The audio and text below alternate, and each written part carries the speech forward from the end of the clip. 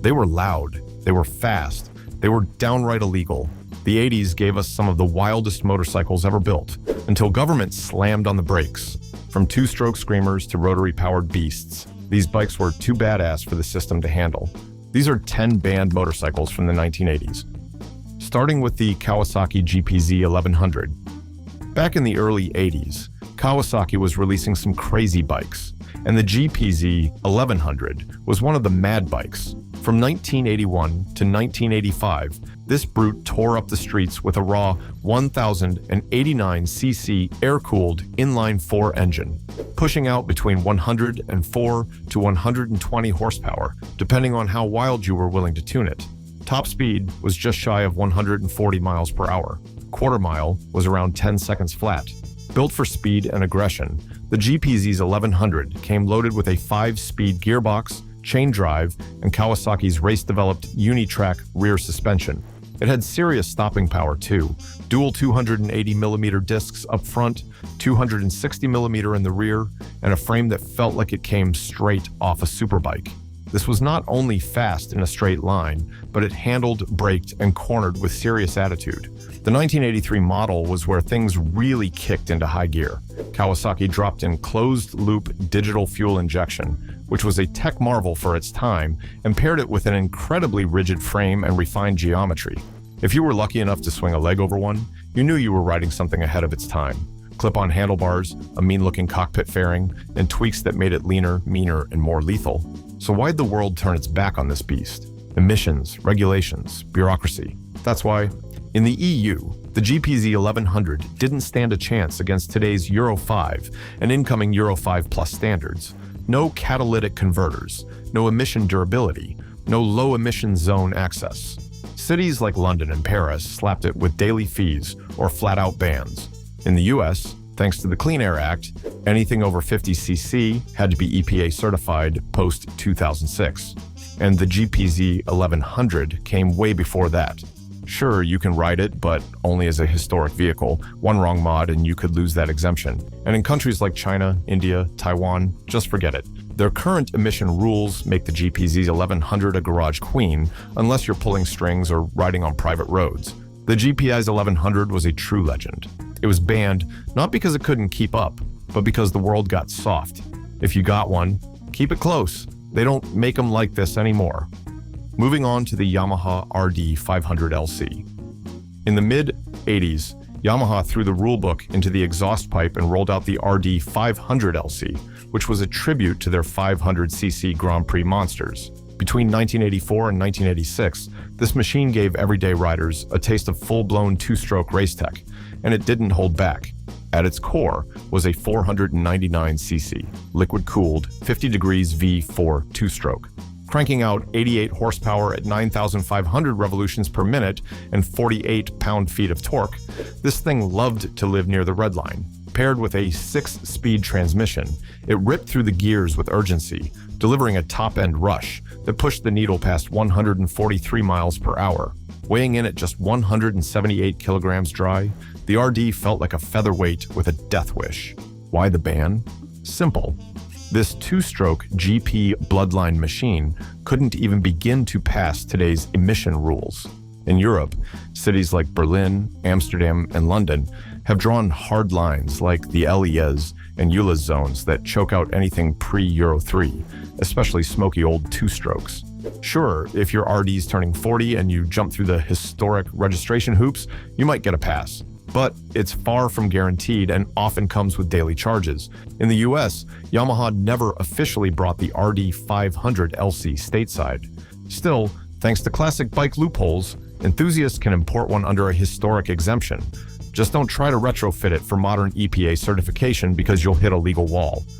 Number 3, Suzuki RG 500 Gamma. You didn't ride the Suzuki RG 500 Gamma, you more of unleashed it because this was no ordinary machine. It was Suzuki's two-stroke answer to the gods of speed, channeling pure race DNA into a street-legal weapon. At the heart of this beast is a 498cc square 4 rotary valve two-stroke, ripping out 95 horsepower at 9,500 revolutions per minute and 71 Newton-meter of torque at 9,000 revolutions per minute. Liquid-cooled and savage by nature, this engine layout mirrored Suzuki's legendary RG 500 Grand Prix machines. It was compact, violent, and made for high-revving chaos. Weighing only 156 kilograms dry, the RG was feather-light, lighter than some modern 250S, with a box-section aluminum double-cradle frame that gave it razor-sharp agility.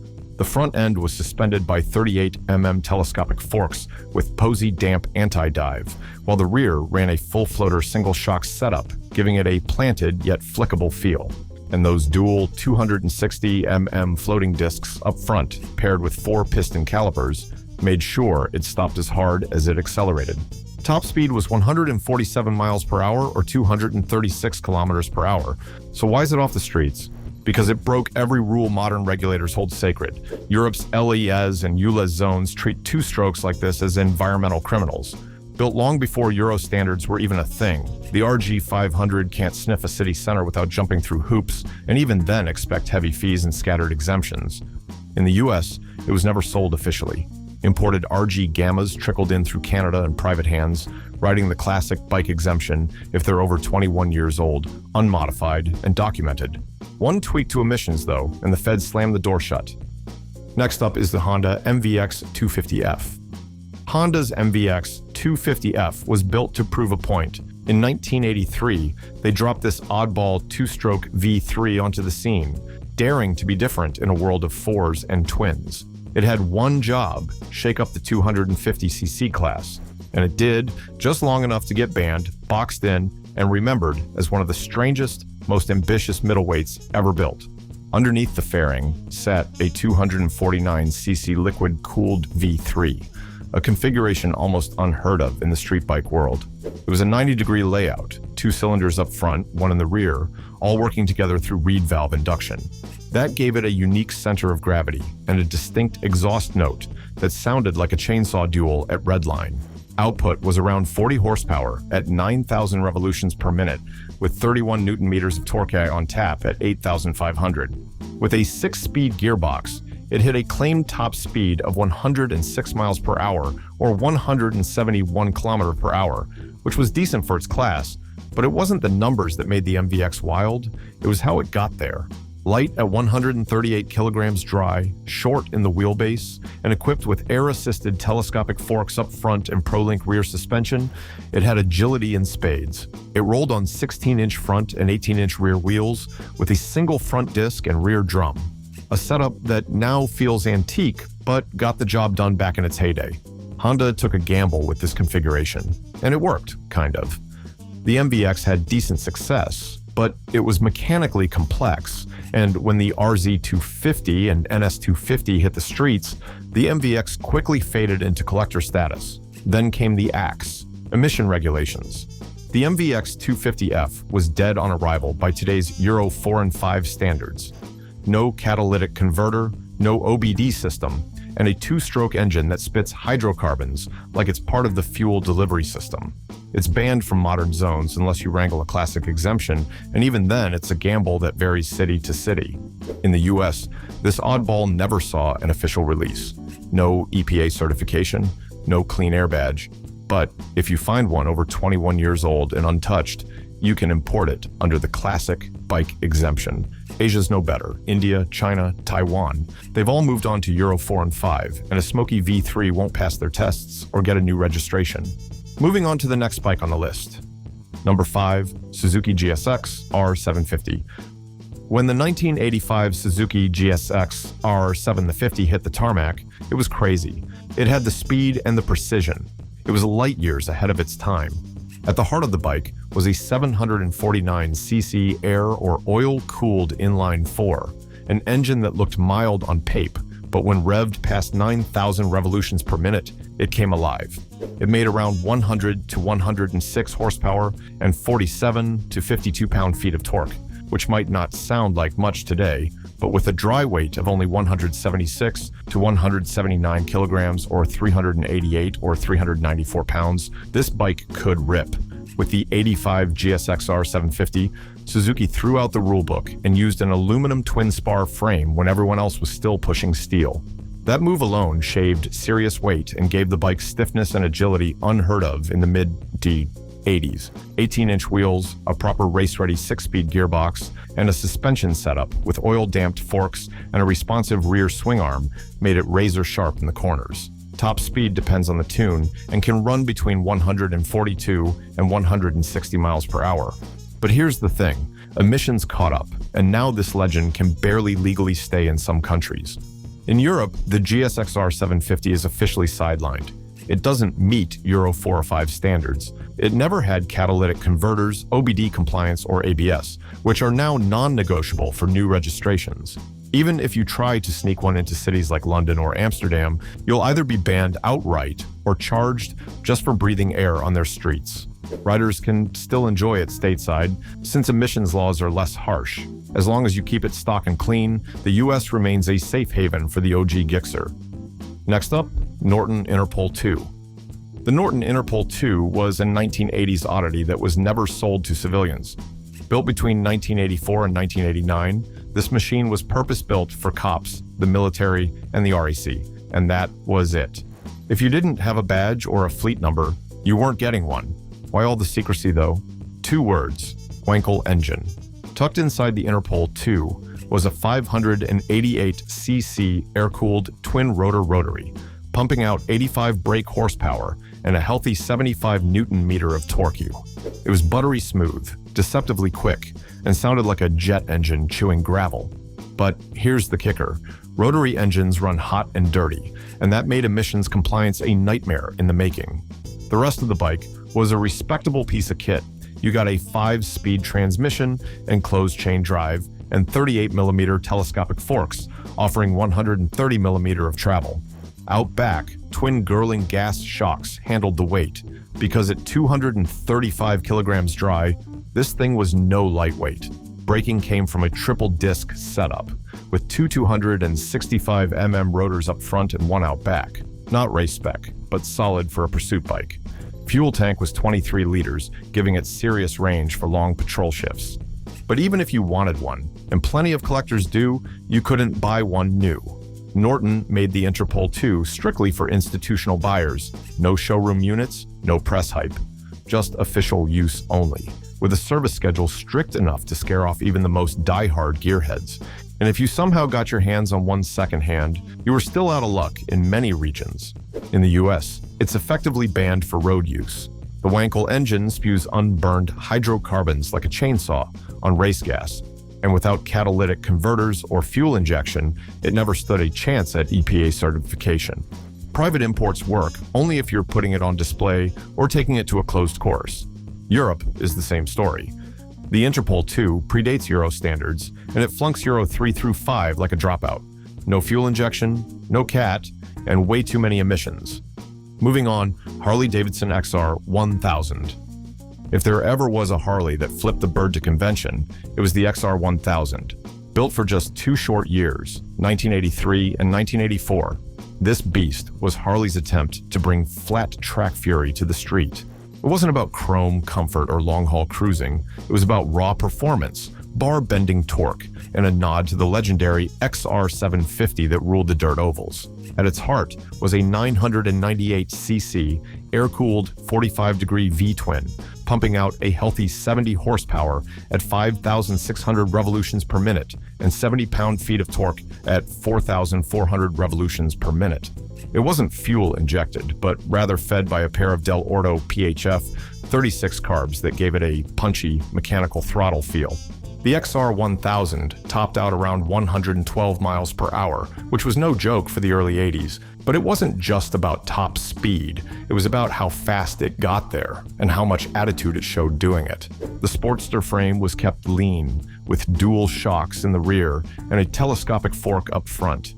Braking came via dual front discs and a drum out back. Typical Harley stuff, but enough to rein it in.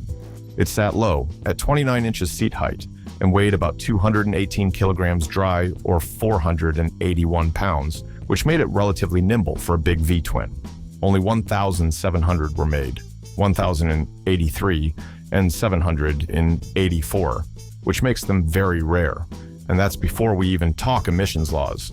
In the US, the XR1000 was street legal when it launched. This was before the EPA cracked down on motorcycle emissions. No catalytic converter, no emissions controls. But try importing or registering one today in states like California, and you'll run into CARB restrictions. Vintage status is your only real way in. In Europe, things are tighter. No fuel injection, no CAT, and loud as hell. It wouldn't pass Euro 3, 4, or 5, and it was never sold there to begin with. Your only hope is historic registration, and even that comes with red tape. Australia, Japan, and Canada have the same deal. Tight emission and noise laws mean you better have collector paperwork or a show permit. Number 8. Suzuki GT 250X7. Back in the late 70s, Suzuki pulled off something wild that trickled into the 80s. They built a 250cc two-stroke that didn't play nice in the lightweight class. The GT 250X7 was compact, quick, and made history as one of the first factory 250s to crack 100 miles per hour. For the time, that was impressive. Sitting under the tank was a 247cc air-cooled parallel twin, fed by a pair of 26mm McCuney carbs. It made a lively 30 to 33 horsepower at 8,000 revolutions per minute, with 27 Newton-meter or 20 pound-feet of torque, right around 7,000 revolutions per minute. The GT 250XD7 was also about feel. With a dry weight of 128 kilograms or 282 pounds, it was feather-light and flickable. It rolled on 18-inch wheels, with 3.00 up front and 3.50 at the rear, and had a fuel capacity of 14.8 liters, giving it decent legs for a spirited weekend rip. And if you knew what you were doing with a spanner and a set of jets, it didn't take much to wake this thing up even more. But now, the laws have no love for it. In the US, it never got an official invite. EPA regs in the late 70s and the early 80s choked the life out of street-legal two-strokes. No catalytic converters, no injection system, and plenty of that classic blue smoke. So the X7 was never street-legal stateside. Any examples that made it over are gray market or collector imports, and good luck getting one registered in California without jumping through flaming hoops. In Europe, the X7 sold well back in the day, especially in the UK, but modern Euro standards have zero tolerance for unfiltered two-stroke exhaust. If you want to ride it in cities like London, Paris, or Berlin, you'll need historic vehicle status, and even then, expect les fees or flat-out bans. Yamaha DT 125MX. Back in the days when you didn't need a tech degree to fix a bike, the Yamaha DT 125MX ruled the backroads and backwoods. A true dual sport with dirt in its DNA and just enough manners to cruise pavement. This 123cc two-stroke was the go-to choice for learners, thrill seekers, and anyone who wanted to kick up some dust without breaking the bank or their bones. At its core was a 123cc air-cooled single-cylinder two-stroke mill, good for around 14 horsepower at 6,500 revolutions per minute and 11 pound-feet of torque. It wasn't built to break speed records, but for a featherweight like this, just 112 kilograms dry or 247 pounds, that was more than enough to keep things exciting. The DT 125MX sat on a semi-double cradle frame with telescopic forks up front and a twin-shock swing arm in the back, which is primitive by modern standards, but simple, rugged, and easy to service.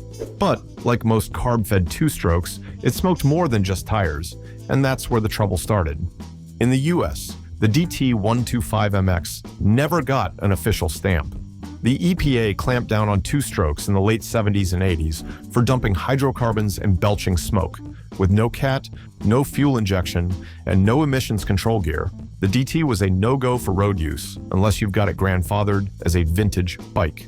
In California, you'd be stuck with an off-road only red sticker, meaning road plates are out of the question. In Europe, the DT 125MX was street legal when it launched, but now, don't bother riding one through London unless it's rocking historic vehicle status, and even then, ULEZ fees or restrictions may apply. Countries like Germany and France have tighter loopholes. Registration might still be possible, but don't count on it being easy. Yamaha RZ350.